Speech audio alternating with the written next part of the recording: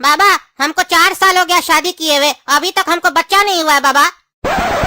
बच्चा, ये तो तुम कुदरत के नियम के खिलाफ जा रहे हो। बच्चा तुमको नहीं होगा, तुम्हारी पत्नी को होगा। अरे बाबा हमरा कहने का भी मतलब वही है, हमारी पत्नी को बच्चा नहीं हो रहा है बाबा। एक बात बताओ बच्चा, तुम्हारी पत्नी खीर खाती है? हाँ हाँ बाबा खाती है। उसमें किशमिश तो डालती होगी, अगर डालती है तो कितना डालती है? बाबा किशमिश तो डालती है लेकिन कभी गिन के नहीं डालती है, वो तो ऐसे भी अंदाज पे डाला जाता है ना बाबा। अरे यही तो गलती करते हो बच्चा तुम लोग। कोई भी काम किया जाता है प्लानिंग से किया जाता है और गिन कर किया जाता है। अब अपनी पत्नी को बोलना कि खीर में 10 किशमिश डाले, लेकिन खाएगी एक भी नहीं, ये याद रखना। अरे बाबा जब किशमिश खाएगी नहीं तो डालेगी क्यों? देखो बच्चा, इसके पीछे का कारण हम बताते हैं कि किशमिश क्यों नहीं खानी है। क्योंकि किशमिश का जो कनेक्शन होता है वो किस्मत से होता है, और अगर तुम्हारी पत्नी किशमिश खा ली तो तुम्हारा और तुम्हारी पत्नी का किस्मत खराब हो जाएगा। तो अगर तुमको अपनी किस्मत खराब करनी है तो पत्नी को बोलना किशमिश खा सकती है, और ये याद रखना कि अगर पत्नी 10 का 10 किशमिश खा गई तो बच्चा गद्दार पैदा होगा। ठीक है बाबा, हम आपके बात का पालन करेंगे।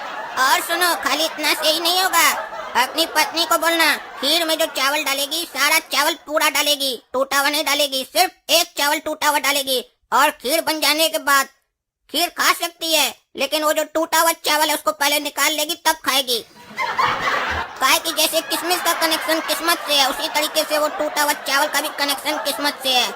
अगर इन दोनों में से कोई भी चीज वो खा ली तो किस्मत खराब हो जाएगा। अरे ये तो बाबा तुमको बुड़बक बना रहे हैं, ऐसा थोड़ी ना कोई कर सकता है। खीर में से टूटा हुआ चावल कौन खोज सकता है?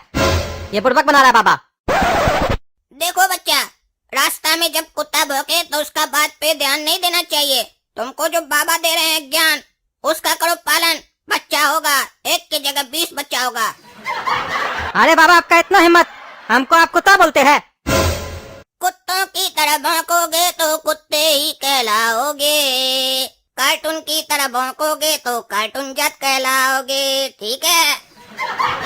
ठीक है बाबा, जैसा आप कहे है ना, हम पालन करेंगे आपकी बात का। तो बोलो खोखरी बाबा की जय। खोखरी बाबा की जय, खोखरी बाबा की जय। बच्चा, अगर तुम्हारी समस्या पूरी हो गई हो तो अब मेरे ध्यान का समय हो रहा है। अब हम एक कीर्तन करेंगे और उसके बाद ध्यान में चले जाएंगे। बोलो खोखरी बाबा की जय। खोखरी बाबा की जय। तुम मेरे दरबार में रोज आया करो, माथा टेक के पैसे चढ़ाया करो।